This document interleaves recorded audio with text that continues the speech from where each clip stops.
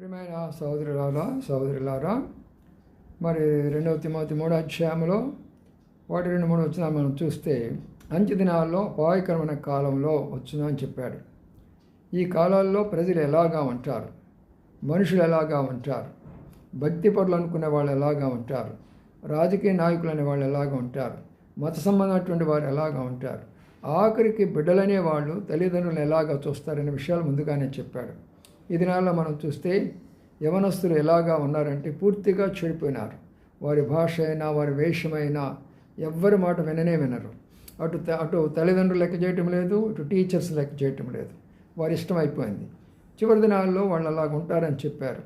కాబట్టి యవన కాలంలోనే చదువు వాళ్ళ ఇష్టం అయిపోయింది, ఉద్యోగం వాళ్ళ ఇష్టం అయిపోయింది, పెండ్లి వాళ్ళ ఇష్టం అయిపోయింది, విడాకులు వాళ్ళ ఇష్టం అయిపోయింది, అంతా వాళ్ళ ఇష్టం అయిపోయింది. దేవుని నమ్ముకోండి, బైబిల్ చదువుకోండి, బిడ్డలను బాగు చేసుకోండి, కుటుంబాలు బాగు చేసుకోండి. అంత్య దినాల్లో ఉన్నాము, అపాయకరమైన దినాలు.